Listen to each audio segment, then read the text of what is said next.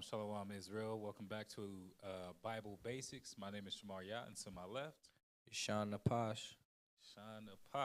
And tonight we are going to be going over the Dietary Law. So there's a number of things as far as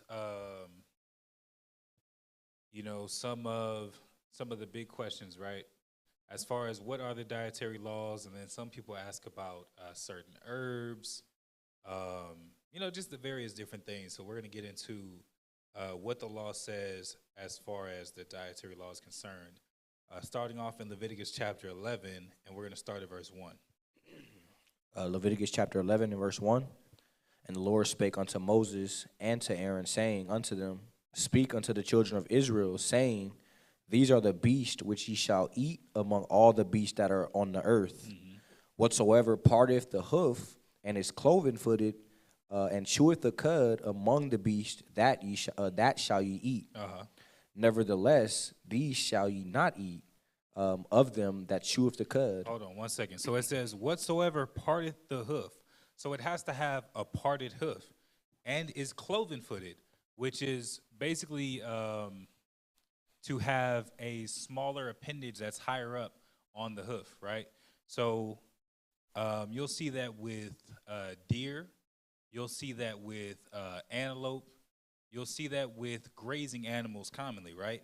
It says, and cheweth the cud. So the animal has to be a vegetarian, chewing the cud among the beasts. Go ahead. Nevertheless, these shall ye not eat of them that chew the cud, or of them that divideth the hoof. As the camel, because he cheweth the cud, but divideth not the hoof, he is unclean unto you. So they said, chew the cud. So first and foremost, he said they have to have all three of those. And if it's missing one of them, it still does not count as a clean animal. So it says, chew the cud. Further chew partly digested food. So you'll see with these animals, like cows, for example, they constantly chew. It goes through a process. It gets regurgitated, and they continue to digest that food. That's what it means to chew the cud. You see that with deer, with antelope, the same other animals in that species. But he says a camel also does this, right? A camel also digests its food in a certain way, but it does not divide the hoof. Go ahead. And the coney, because he cheweth the cud, but divideth not the hoof, he is unclean unto you. Okay, so some of these animals, they do chew the cud, but they're not. They don't divide the hoof. Some of them chew the cud and divide the hoof, but they're not cloven-footed. So all three of these are the standard that you have to make sure that any animal that you're going to eat has all three of these qualifications. Go ahead. And the hare, because he cheweth the cud, but divided not the hoof, he is unclean unto you. Okay, so you have some animals, again, that have one but not the other. So horses are not clean. Why? Because while they do chew the cud, they don't divide the hoof. A horse has a shoe, right? All one solid piece. If it has to have all three, or it doesn't have any, basically. Go ahead. And the swine, though he divideth the hoof and be cloven-footed, yet he cheweth not the cud. He is unclean to you. And that's one of the biggest things that our people love, right? That's one of the biggest things that's marketed to us, that's constantly given to us. Big, right? Swine. It has two of the three, but does not have the third, so it's unclean. Go ahead. Of their flesh shall ye not eat, and their carcasses, and their carcass shall ye not touch; they are unclean to you. So it's not only that you're not supposed to eat these animals, but it's also that you're not supposed to touch their carcass. So even as far as now, we don't have a temple or a priesthood to where being unclean is a sin per se, but obviously you shouldn't be making yourself unclean purposefully. So we're not even supposed to be touching these animals. Go ahead.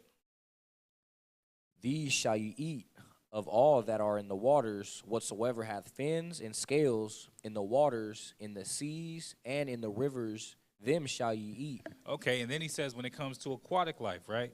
If it has fins and scales, so it can't have a shell like oysters, like clams, or even like shrimp. That's another big one that our people love. It has an exoskeleton, meaning that its skeleton's on the outside of its body. Some shrimps have fins, but they never have scales because they always have a shell, so they would be unclean. Certain fish, they have fins, but they don't have scales, like catfish. They have fins, but they don't actually have scales. They have more of a hide texture, right? It's all one slick, like solid piece. If you try to skin or if you scrape against a catfish, it just has a hide. You won't actually be able to descale it. Go ahead. Salakia. And all that have not fins and scales in the seas and in the rivers, of all that move in the waters, and of any living thing which is in the waters, they shall be an abomination unto you. And so all those other things that don't have fins and scales, they're all unclean. Real quick, seaweed don't have fins and scales. Is that unlawful? We're actually going to talk about that because there's no defined, outside of one scripture, there's no defined restrictions with vegetation, but we're going to talk about that later. But this is talking about, and that's actually a good question, because this is talking about as far as aquatic life. So you have a whole lot of different species of life, both on land and in the sea. On land, it's not necessarily dietary, but when you're planting, you can't plant different types of vegetation directly next to each other. It has to be a row of this and then a row of whatever the case may be. And then you can't allow them to intermingle as far as garments and things of that nature. But as far as the animals are concerned, there's a law for the animals. Now in the ocean, everything's in the water. So you have things from clams to whales to shrimp to crabs to dolphins and sharks. So the life varies massively, but the laws are the same for everything that's living, right? And then we're going to get into vegetation next, because for vegetation that is aquatic and on land, the law is the same. Verse 11. They shall be even an abomination unto you. Ye shall not eat of their flesh, but ye shall have their carcasses in abomination. So it says you shall have their carcasses in abomination. So literally eating these things is worthy of death. It's an abomination to the Most High. And he says we're supposed to treat this as an abomination as well. It shouldn't be a light thing that there's unclean food being served, or as much as you can prevent it, to never have it in your house, never to have it around you, and to never partake of it. Go ahead. Whatsoever hath no fins nor scales in the waters, that shall be an abomination unto you. And these are they which ye shall have an abomination among the fowls. So there's three different categories, right? There's three different things that we've just gone over. When you start at verse 3, he's talking about land animals, right? It has a hoof, is cloven-footed, or chews the cud, right? Then he goes into aquatic life. Now he's going into birds. Go ahead. They shall not be eaten. They are an abomination. The eagle, the ostrich, and the osprey, and the vulture, and the kite after his kind, every raven after his kind, and the owl, and the nighthawk, and the cacao, and the hawk after his kind, and the little owl, and the cormorant, and the great owl, and the swan, and the pelican, and the gear eagle, and the stork, and the heron after her kind, and the lapwing, and the bat. So all of these things, he's giving you examples of these animals that are not clean, right? So an eagle, a vulture, raven, owl, a hawk, a little owl, the great owl, a pelican, a gear eagle, swan, all these are birds of prey, right? The stork, the heron, all these are birds of prey. So I think it's very common. People know how hawks behave. If you ever had birds, pigeons, chickens, any type of livestock, you have to be careful because hawks will swoop in and kill animals, right? Same thing with owls. These are all predators, and they're all, what do you call that, scavengers, like a vulture. They're all predatory, and some are scavengers, but they're predatory scavengers. So these are all what you would call a bird of prey. Go ahead. All the fowls that creep going upon all fours shall be an abomination unto you. And it says, all fowls that creep going upon all fours shall be an abomination unto you. So of all of these animals, right? So then the question gets asked, what about a chicken? I've heard people say that chickens are unlawful. It says all those that go upon all fours, flightless birds, right? A chicken is not a flightless bird. Now, the chickens in America that are overweight, that are constantly fed, steroids, kept in barns their entire lives, it's hard to imagine a healthy living condition for an animal when it's not even in its natural habitat. But in nature, chickens eat worms, right? They scratch, right? They're foragers. So they're also not flightless birds. So chickens would be clean according to the law. And then he says, all fowls that creep going upon all fours shall be an abomination. Go ahead. Yet these may ye eat of every flying creeping thing that goeth upon all fours, which have legs above their feet to leap withal upon the earth. Even these of them ye may eat, the locust after his kind. Okay, so he says, hold on real quick. He says, every flying thing that creepeth upon all four, which has legs above their feet to leap withal upon the earth. So you're talking about locusts, you're talking about grasshoppers, literally the bugs that have a leg higher, they have that back leg that's much larger and higher so that they can jump and leap. These are those type of bugs. Go ahead. Even these of them ye may eat, the locust after his kind, the bald locust after his kind, and the beetle after his kind, and the grasshopper after his kind. But all other flying creeping things which have 4 feet shall be an abomination unto you. Okay, so when you're looking at the nature of things that are clean and that are unclean, when we're looking at animals, we see that they have to be vegetarian, right? The beetle, the locust, and it's particular types of beetles. The beetle and the locust, the grasshopper, they're also vegetarian, right? They eat up crops. Even the birds can't be a bird of prey. So you're looking at chickens, and they can't be a flightless bird, because now you might look at chickens and quail as well, right? They're typically on the ground, but quails are not completely flightless birds in the same way that chicken are not completely flightless bird. A completely flightless bird is a penguin. A penguin, under no circumstances, is going to be able to fly and maintain flight. A penguin can't jump and take off. You scare a chicken, it'll jump and fly up away from you. Sometimes they try to do that like lazy getaway where they just start flapping, but if you get up behind it close enough and it really feels in danger, it'll fly off, right? So, and then these grasshoppers, the beetles, and the bald locust after his kind. Go ahead. Go ahead. And for these ye shall be and for these ye shall be unclean.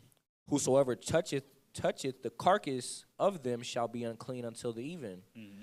And whosoever beareth out of the carcass, and whoso beareth out of the carcass of them shall wash his clothes and be unclean until the even. So all these things that are unclean, they're abominations for us to eat, meaning there's very serious offenses for us to eat. But we're not even supposed to be touching these things. And if you do touch these things, you've made yourself unclean and should bathe. So when you have, actually, I'll leave that there. Go ahead. 26. The carcasses of every beast which divideth the hoof and is not cloven-footed, nor cheweth the cud, are unclean unto you. Everyone that toucheth them shall be unclean. And whatsoever goeth upon his paws among all manner of beasts, that shall go on all fours, that go on all four, those are unclean unto you. Whoso toucheth their carcass shall be unclean until the even. So that goes into a whole, what do you call that? A genus of species, right? You're talking about lions, you're talking about dogs and cats. It says anything with a paw that goes on all four. So lions, cats, dogs. What else? Like hedgehogs, porcupines, skunks. They're just all those different types of animals. None of those things, possums, they're all unclean. And then you look at the nature of those animals, they don't leave a clean lifestyle, right? They are not only predatory, but look at you know the way that like a dog, a possum, a skunk, that's not something that we should be desiring to eat in the first place. But our people do fall into those things, so the law is still necessary. So all of those things that are on all four paws, all of them are unclean. Go ahead. And he that beareth the carcass of them shall wash his clothes and be unclean until the even. They are unclean unto you. These also shall be unclean unto you among the creeping things that creep upon the earth, the weasel and the mouse and the tortoise after his kind, and the ferret and the chameleon and the lizard and the snail and the mole. So some of these things are what we have been taught are delicacies, right? Especially snails with escargot. I think the weasel, what is that? That they make, I think, in South America? Guinea pigs? I think it is. It's a specific dish. But all of these things, like, in some countries, they're delicacies, right? Turtles. So not turtles, not tortoises, weasels, that's otters, that's, what are those other ones called? All of those little type of animals, mice and rats. Again, another one that you feel like we obviously most of the time aren't attracted to, but some people will. Ferrets, chameleons, lizards, snails, and moles. Go ahead. These are unclean to you among all that creep. Whosoever doth touch them, when they be dead, shall be unclean until the even. Go ahead. And upon whatsoever, any of them, when they are dead, doth fall, it shall be unclean, whether it be any vessel or wood or raiment or skin or sack, whatsoever vessel it be wherein any work is done. It must be put into water, and it shall be unclean until the even, so it shall be cleansed. So even as far as these animals touching any of our possessions, it would make that possession unclean. So it said whether it's wood, raiment, sack, skin. So some things, and that's one of the things that it's about to start going into, some things you can simply wash them, and they can still have a use. Some things have to be destroyed entirely, and some things, it depends on what stage that this unclean thing comes in contact with it. So let's read on verse 33. And every earthen vessel whereinto any of them falleth, whatsoever is in it shall be unclean, and ye shall break it. Of all meat which may be eaten, that on which such water cometh shall be unclean, and all drink that may be drunk in every such vessel shall be unclean. So he said, of all meat which may be eaten, that on which such water. So let's just say you have, I don't know, you kill a bug and it falls in your cup, right? It says that whatever it is that can be eaten or whatever it is that can be drunk, it becomes unclean at that point. That's common. Oftentimes, these things are common, right? If a fly falls in your cup, most people are not going to try to scoop the fly out. They're going to get rid of the whole cup. So that's not only just what we prefer, that's actual law. And it says, and whatever it comes on that can be eaten, it is at that point unclean. And whatever vessel that it touches is at that point unclean. Go ahead. And everything whereupon any part of the carcass falleth shall be unclean, whether it be oven or ranges for pots. They shall be broken down, for they are unclean, and shall be unclean unto you. Nevertheless, a fountain or a pit wherein there is plenty of water shall be clean, but that which toucheth their carcass shall be unclean. So he says at verse 35, whether it's an oven, ranges for pots, all those things are supposed to be broken down. Now, and then in verse 36, he says where it's a fountain or a pit. So if you have a well and a mouse falls in the well and drowns, so you can see it from up top. It's a 30-foot well. It says that whatever it is that's dead in that water, because it's an excess of water, that one little thing does not make all that water unclean. Read on. Yes. And if any part of their carcass fall upon any sowing seed which is to be sown, it shall be clean. So this is what I was talking about a moment ago. It depends on what stage you catch it on. So if you have fresh grain, right? So actually before that, I'll use an avocado pit for an example because it's a huge seed. If you've ever sat an avocado pit in water, it's like a big solid ball, and eventually it starts to open up, and a small, a little plant will start to sprout from it. So that's how seeds work, right? They're usually shut up, and they're usually closed. And when it's placed in soil and it's watered, that's when that outer shell cracks and the seed that's inside or the plant that's inside begins to grow. So if something unclean falls on seed which you're going to use for sowing and it has not touched water yet, so it's still basically a complete shell, it's going to be clean. But, verse 38, But if any water be put upon the seed, and any part of their carcass, and if any part of their carcass fall thereon, it shall be unclean to you. okay, but if that seed has already touched water and that outer shell has already been softened and is starting to open, at that point, it would be unclean. So if you had some seeds that you've been sitting in water and something unclean dies in that water or dies on that seed, it would no longer be clean. Go ahead. And if any beast of which ye may eat die, he that toucheth the carcass shall be he that touches the carcass thereof shall be unclean until the even. Gone. And see, so it says any beast of which you may eat. So now it's like, well, if you have a chicken, exactly, a chicken that you know that you can eat and you touch the carcass, you're still unclean. So now it's like, well, what's the difference between clean and unclean? Anything that's dead is going to make you unclean for a time. For anything that's lawful or unlawful, it's always going to make you unclean for a day. And if it's a human body, it makes you unclean for 7 days. So these are laws of even laws of purification come into what's clean and unclean, but they don't quite apply the same as far as penalty, for example. Well, actually, not even for example, but as far as penalty. So eating pork versus touching a pig, a dead pig, is not the same offense. One, he says, is an abomination. One, he says, makes you unclean. Now, keeping in mind the fact that when these laws were given, and at this time, there was a Levitical priesthood, right? So they had, the children of Israel, we had a temple that we were going to, a tabernacle that we were going to, that the priests were given very specific laws as to how to conduct themselves, how to stay clean, and the people were told the same, because the priest couldn't be unclean offering a sacrifice. Nothing that was in the temple and the tabernacle could be unclean. So because there were so many laws of purification in place, it was important that our people were clean all the time so that no one that was supposed to say clean became unclean. So, I know, and that was a lot, right? So then you say, well, how does that apply today? Today we don't have a priesthood, right? It's not the same priority for us to be clean throughout the year outside of Passover. This does not mean that you can now go eat unclean foods. Those are abominations. Eating pork is worthy of death. That's why you have scriptures like in, I believe, 2 Maccabees chapter 7, the woman and the 7 sons. They were compelled by the king's commandment to eat swine's flesh, and they preferred to die than to eat it. It wasn't just that he was going to make them unclean. He could have just touched them with it. You're unclean, I win.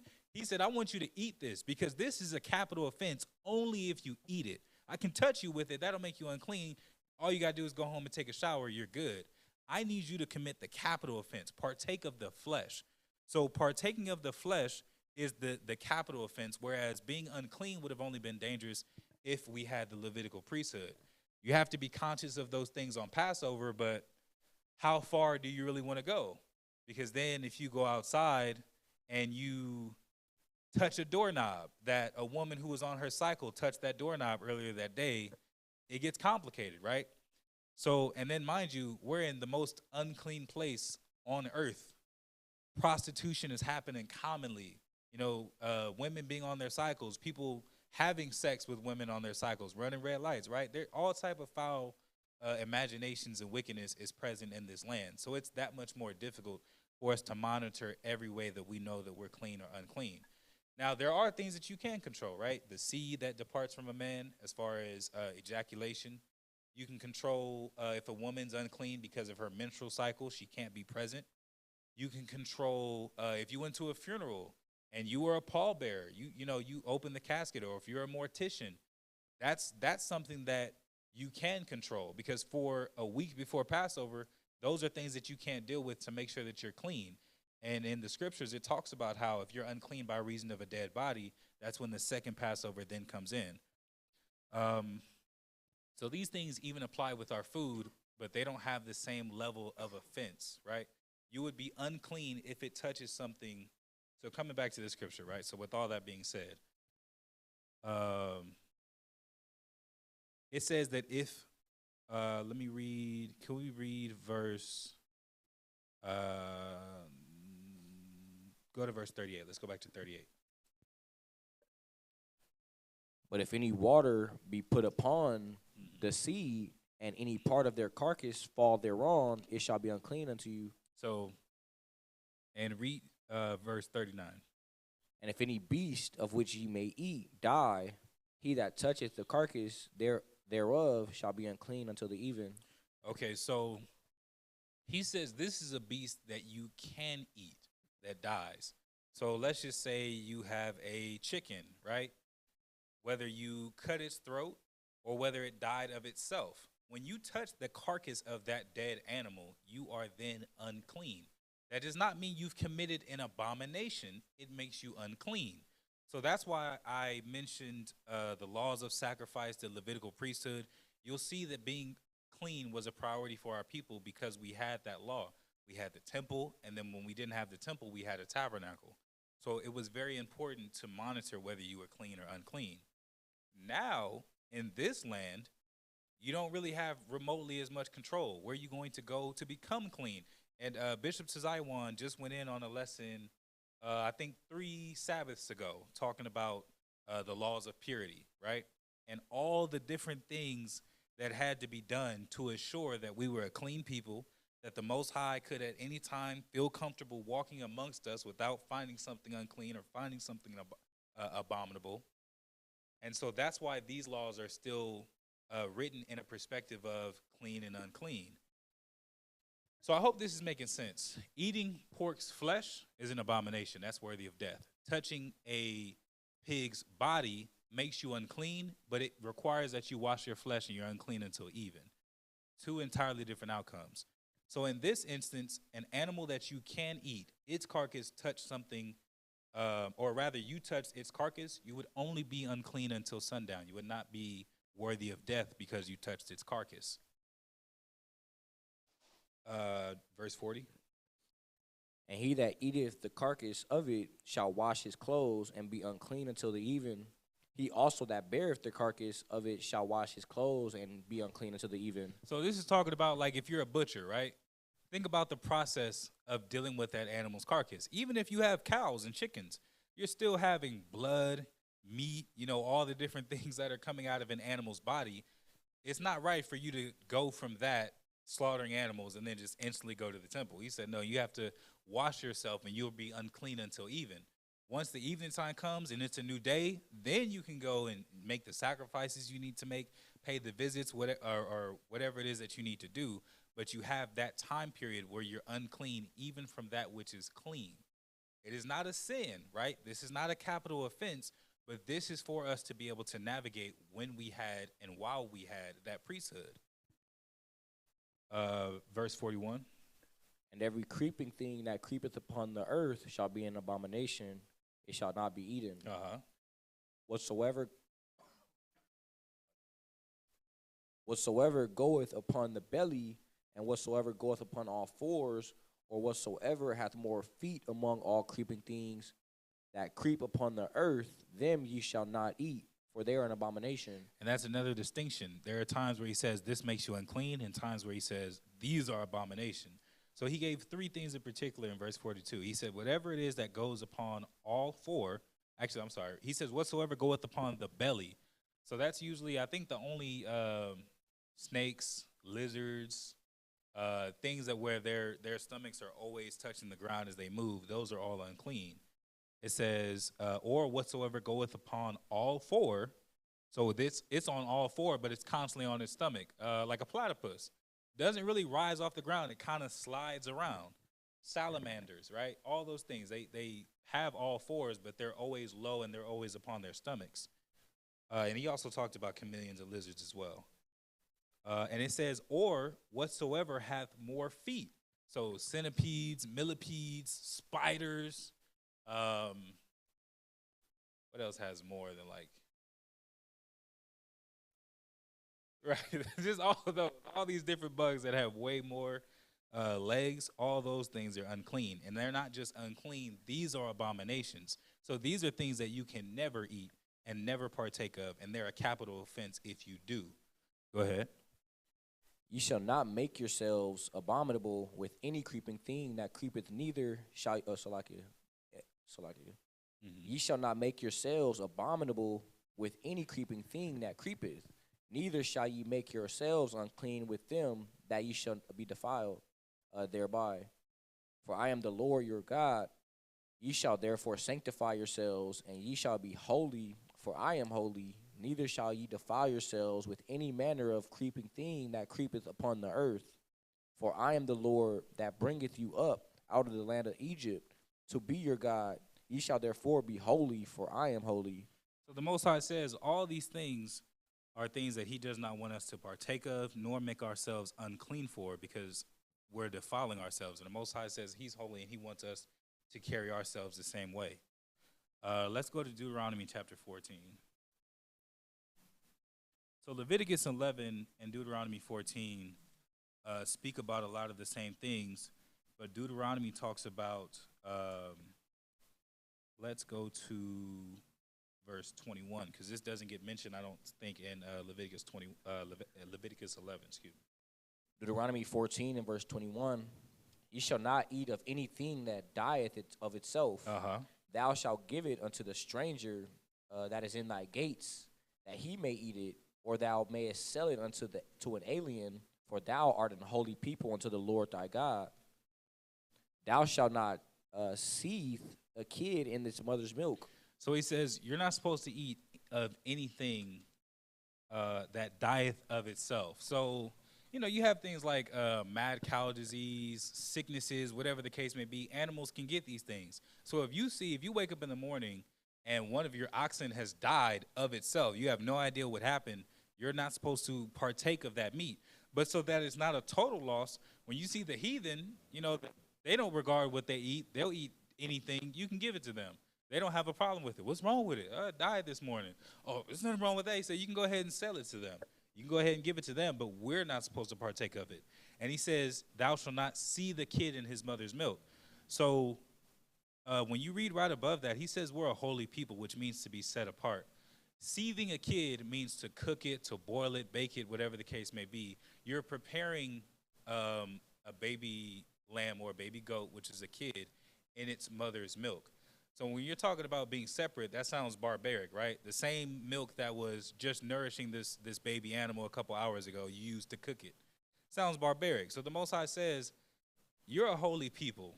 This is something that I want you to do to be set apart. This is something that the heathen might do, but that's not what I want for you to do.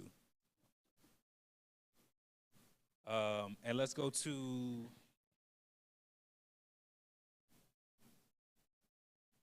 Leviticus 22. Uh,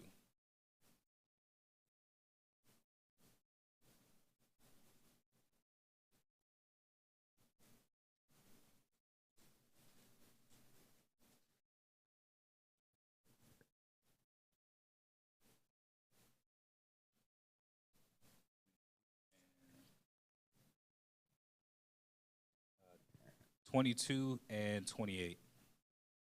Leviticus chapter 22 and verse 28. And whether it be a cow or ewe, that's what you said. Ye shall not kill it and her young both in one day. So an ewe is just basically a bird. So it says whether it be a cow or an ewe, which basically means any animal that's on the ground or any of the birds. You're not supposed to kill the mother and the offspring in the same day. So, and I believe it gets specifically stated that you're not supposed to take a bird and the eggs in the same day, right? Because that's the mother and the offspring.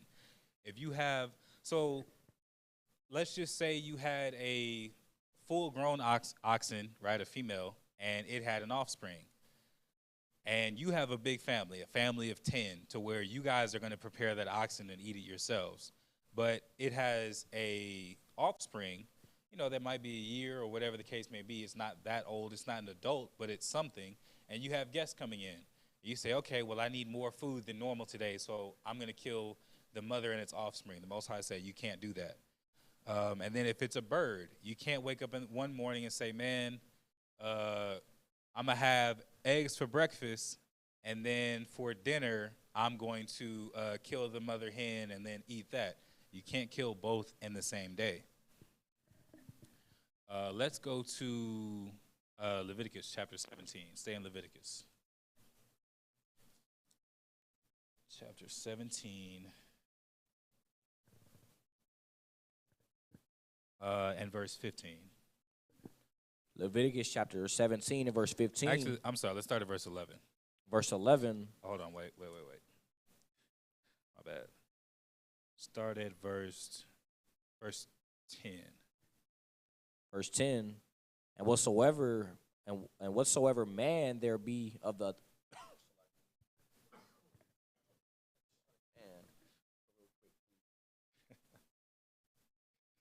10, right? Salakia.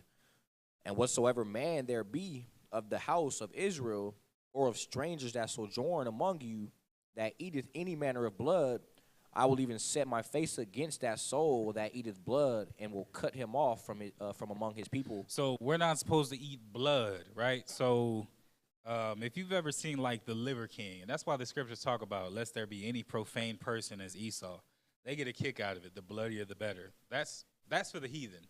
That's for the unclean. That's not for us. So when you're talking about sushi, raw animals, even just eating something that's uncooked, the medium rare steak, the rare steak, all that blood that comes out of it, all that is supposed to be cooked out of your food. And there's actually a specific law that says when you kill an animal, you're supposed to let the blood drain out of it. So we so used to being, I think we were talking about this, like we're so used to bloody meat. Like we think that it's the bloodier it is, the fresher it is. So they putting all type of chemicals and dyes and all that kind of stuff in the food, when in reality, the blood is supposed to have been drained from the animal from the start. Not to say it won't have any blood, but it shouldn't be just gushing and slopping blood everywhere as soon as you get it. Come on, go ahead. For the life of the flesh is in the blood, and I have given it to you upon the altar to make an atonement for your souls, for it is the blood that maketh an atonement for the souls. So he said the life of the flesh is in the blood. So the blood means more than just, this liquid that comes out of us. That's literally carrying life. So the Most High says that's not something that we're supposed to partake of. Drop down to, read verse 12 and 13. Therefore I said unto the children of Israel, no soul of you shall eat blood, neither shall any stranger that sojourneth among you eat blood. And whatsoever man there be of the children of Israel, or of the strangers that sojourn among you, which hunteth and catcheth any beast or fowl that may be eaten, he shall even pour out the blood thereof and cover it with dust. So we're literally, if you kill an animal that is clean, when you kill that animal, you're supposed to let the blood drain and then cover up the blood. Drop down to verse 15. Verse 15, and every soul that eateth that which died of itself, or that which was torn with beast, whether it be one of your own country or a stranger, he shall both wash his clothes and bathe himself in water, and be unclean until the even, then shall he be clean. So he's saying it's not a capital offense, right? It's not an abomination. If you had something that died of itself and this person decides that they're going to eat it, it says he has to not only wash himself, but wash his clothes and be unclean until the even. And then he's going to be clean again. And read verse 16. But if he wash them But if he wash them not, nor bathe his flesh, then shall he bear his iniquity. It says, but if you don't do that, then the sin that it is counted against you. Let's go to Deuteronomy chapter 22.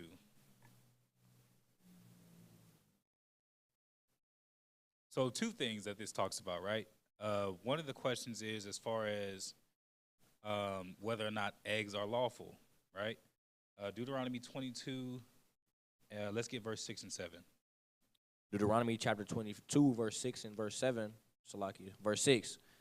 If a bird's nest chance to be before thee in the way of any tree or on the ground, whether they be young ones or eggs, and the dam sitting upon the young or upon the eggs, thou shalt not take the dam with the young. So he says, now he never said that eggs are unlawful. He never said that that was a problem in this scenario. So like the scriptures say, where there's no law, there's no sin. But when you're talking about, he says, if it just so happens, you're wondering, everyone talks about Jacob's trouble. Everyone talks about surviving the wilderness and, being delivered. But the laws still have to apply even once we leave this land. The laws still have to apply if you find yourself in a difficult situation ahead of that time. So if you come across a nest and you are just like, man, I'm starving, you have to decide, do you want the eggs or do you want the bird? But you can't take both. But thou shalt in any wise let the dam go, and take the young to thee, that it may be well with thee, and that thou may prolongest thy days. So he said you can choose one or the other. So he never said that eggs were unlawful. He said that you can't eat eggs. However, eggs apply in the same way that the law of food applies. So you can't eat the egg of an unclean animal. Why? Because it's still that animal. A human egg produces a human. A chicken egg produces a chicken. So when you eat a chicken's egg, it's the equivalent of having a chicken. But if you eat alligator egg, that's not lawful. That's the equivalent of partaking of an alligator, right? And that's another one of the creatures that goes upon all four and upon its belly. What about eating an egg that's uncooked? The scriptures still speak about not eating blood. It's not bloody, but yeah, there's definitely traces within the egg. So,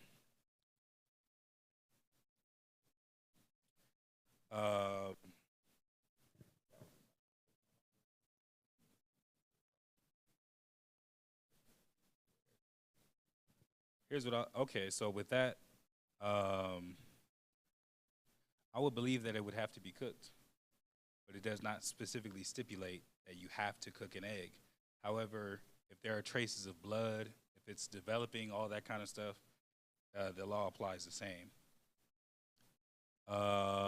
Let's go to, okay, so you asked about sea moss, right? Let's go to Genesis chapter 1, verse 29.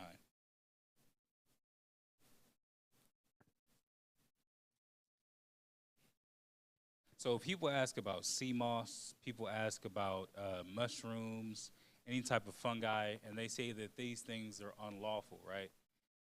First and foremost, when you're talking about a fungus, as much as we view that word negatively, technically speaking, yeast is a fungus, right?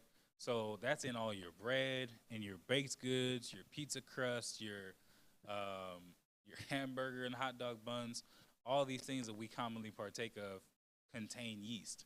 So is it saying every single thing that, what is the law saying? Is it saying that anything that does not have a seed is unclean, or what does this mean? Genesis, let's start at 1 and 29. Genesis chapter 1 and verse 29. Mm-hmm. And God said, Behold, I have given you every herb-bearing seed which is upon the face of all the earth, and every tree in the which is the fruit of the tree yielding seed. To you it shall be for meat. So he says, I have given you every herb-bearing seed. So this is where people stop. See, it has to have a seed, and if it doesn't specifically have a seed, it's unlawful. But when you look in the concordance, when you look in the Hebrew of what it's talking about, because it's very simple, and I feel like it's very simple, if it's reproducing of itself. But bearing, right?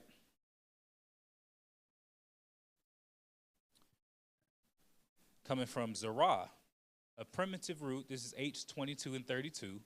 A primitive root, to sow figuratively, to disseminate, plant, fruitify, bear, conceive seed, set with sower, yield. So basically, if it reproduces another one of itself, right? And when you look at seed, it says seed, figuratively, fruit, plant, sowing time, posterity, carnally child, fruitful seed, sowing time. So it literally means anything that produces of itself. Now you say, well, how do we know that that's the unanimous rule? Anytime that you have hybrids in nature, because, you know, Esau has created these things. You have what's called a mule, right? You take a male donkey and a female horse, two different species, though they're similar, and when you mix them together, you get what's called a mule. It has the attributes of a horse and a donkey, but it's something entirely different within itself. But you'll see that mules are sterile, which means that they can't reproduce. So even if you take a male mule and a female mule and you try to breed them, you're not going to get offspring. You know, Esau has made ligers, right? The mixture of a lion and a tiger. They're these huge animals. And if they could reproduce, they would be easily the planet apex predator, because they'd be like 8 to 10 feet long. But they're sterile. So even if you take a male and female liger, you can't reproduce. You can do the same thing with grafting, right, with plants. You can take, and you can look these things up on YouTube. We're obviously not supposed to partake of these things, but because there are already people who have filmed them, you can see the process. There's an Edomite on YouTube. He took a kiwi and put it inside of a banana, and he stuck toothpicks through them to let them grow. The end result was a banana peel, but when you opened it up, it had a kiwi fruit. But that was a sterile plant, right? It's not like we can just go around creating these things all the time. It only will produce that one because it's not supposed to exist in the first place. So when it says an herb-bearing seed, it literally means something that is able to reproduce of itself. So mushrooms reproduce of themselves. You grow one mushroom, it sprouts, you get a bunch of mushrooms. You cut it off, it'll regrow. It's a tree that bears of itself. Fungus, the same thing. Sea moss bears of itself. All of these things will continue to reproduce and continue to bring forth fruit. They'll continue to flower as long as they're in the conditions that are suitable for that plant. But if you take hybrids, or you take trying to mix these different types of fruits and vegetables, and maybe I can take an orange peel and put it over a tomato so that this happens. If you're first and foremost, if you're able to produce it, it says that it's unclean because it can't produce a fruit of itself. So we're not supposed to eat those things. And then it starts to make a lot more sense as to what this is talking about. But it does not mean that it literally has to have a seed. Because if that's the case, first and foremost, there are certain things like grapes that grow seedless. They'll continue to reproduce of themselves, but where do you get the next plant? Or some plants, you know, people will chop a piece off to be able to grow another piece, or to be able to graft it onto something that's different. You can still partake if it's able to bear fruit of itself. So mushrooms and sea moss, there's nothing wrong with those things. Go to Romans chapter 4. And so that's the truth, right? So the scriptures never specifically say every egg that you have has to be cooked this way. And, you know, there's a debate, a biblical, or not even a biblical, but a scientific debate as to whether or not an egg contains meat. If you're asking me, I wouldn't do it. I wouldn't eat a raw egg, not only because it's like the health element, but it's the texture. That's not my preference. But I don't see a scripture that specifically says that you cannot do that. But that's not something that I would recommend, because there's still that aspect of it being raw and, you know, needing to be cooked. But ultimately, let's hear what the scriptures say. Romans chapter 4, verse 15. The book of Romans chapter 4 and verse 15. Uh-huh. Because the law worketh wrath, because the law worketh wrath, for where no law is, there is no transgression. Where there's no law, there's no transgression, right? So for all of the things, because there's a number of different things that get asked as far as what's lawful and what's not, because not every single type of animal gets mentioned in the scriptures. I mean, it would make just that one chapter, who knows how long. But it does give you the stipulations, whether it's animals, whether it's birds, whether it's bugs, and even plants. These are the stipulations as far as what is clean and unclean, and what can be eaten, or what is an abomination and can never be partaken of. So he said, where there's no law, there's no sin. So anything else that comes to your mind that you say, can I eat this? Go to the law. Is it an animal? Is it a plant? Is it a bird? Is it a creeping thing? And then what does the law say about those things? So that's going to be the ultimate determining factor as to whether or not something is clean or unclean. And go to Ezekiel chapter 4. Because then when it comes to the dietary law, oftentimes it comes with a lot of research. And, right, we get curious, right? And there's kind of like Israelite basics that it seems like everybody encounters when you come into the truth. You start friending every Israelite that you see on Facebook, right? Most people use their Facebook as a platform to be able to teach. So everything that they see, they're sharing. There's this like old meme that's been around that has no information, no link, no anything. It just says all these contain pork. And it has picture of like jelly, marshmallows, Cheetos. It's all these different things that some of them it makes sense. Like marshmallows, it makes sense that there's pork in it, or at least I'm already aware. I think that most people are not shocked by that. But when you see Cheetos on the list, you like, like pork where? Certain toothpaste, some are unclean. They do contain certain ingredients, and however far you want to go into what those ingredients are is up to you. They go by so many different names. They go by, some of them are outright, some of them are trace amounts. It's so many different things. So then it kind of becomes like well, I shouldn't eat. Well, then most people say they're going to go vegan. But even when you look into that, right, there are crops, not just one particular farm, but you're talking about an entire crop. Like from coast to coast, there were some experiments where scientists were trying to get plants to have a better yield of food. And so I believe the one that I always remember because I was so mind blown was splicing the DNA of an Arctic fish into a tomato, because the goal was they wanted to take the Arctic fish's ability to survive extreme temperatures of cold and to be able to be practically frozen and thawed out and apply that to a tomato. So the end result was that it didn't actually improve the yield. That was literally said in the documentary that we were watching. It didn't improve the yield, but the DNA is already there. So that being an unclean fish, now spliced into everything or every tomato, does that make them all unclean? Does that mean that you can't even eat those things? But the more that you look into it, the more that you're going to see it's like everything is unclean. The animals that you're eating, how they're killed, how they're stored. Are they killing a cow and then turning around with the same knife and then killing a horse or killing a donkey, whatever the case may be? Are those factories abiding by kosher law? There's all these different things that arise, and then ultimately it becomes, well, do you just starve to death? Go to Ezekiel chapter 4 and verse 13. Ezekiel chapter 4 and verse 13. And the Lord said, even thus shall the children of Israel eat their defiled bread among the Gentiles, whither I will drive them. So the Most High said, we're going to be eating defiled bread among the Gentiles.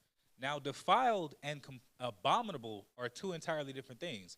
This doesn't mean you go and get a pork chop and you're like, well, everything's unclean. I'm going to just take a bite. No, that's something that you can very clearly control. If you go to a restaurant, you might want to ask them, hey, do you guys cook with lard? Is there lard in this? Is there lard in that? Do you lose lard in the beans and the tortillas? Those different kinds of things, those things are under your control. But even then, like I said, it's up to you how far you'll choose to go, because even if you go back far enough, when's the factory? How does the factory produce? What do they make there? it's only so much that's going to be in your control until we have something from start to finish, from the birth of an animal to it being on a plate. Unless you're able to control everything between there, you're going to have a hard time finding something that's completely undefiled. But the Most High said we're going to eat our defiled bread. So of the things that we can control, those things we control. Of the things that we cannot control, we pray for mercy and we apply our faith. So hopefully this has been edifying. I know we covered a lot, and I kind of, looking back, I kind of ran through it.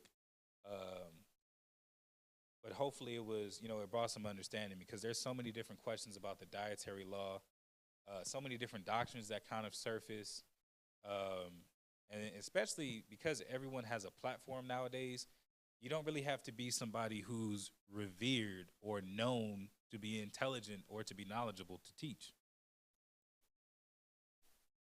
You don't. Anyone can go live. Anybody can make memes and post it and spread those things. But oftentimes when you dig into the doctrine, when you dig into the research behind the claims, it doesn't hold up. And then another thing is, all the laws have to be kept, right? So it's not even, like, I'll see a lot of people who are Genesis 1:29 to the death of them. Sister wearing pants, you're not keeping the Sabbath, buying and selling on new moons and Sabbaths. And it's like, okay, so you're strictly vegan and you're taking care of that, but then what about the rest of the law? All of the law has to be applied. So Israel, hopefully this has been edifying. Hopefully this sheds some light as to some of those more complicated things, the sea moss, the mushrooms, things like that. Always make sure that we're referring back to the law when we're making these determinations as to what's clean and what's unclean. And with that, we say shalom. Shalom.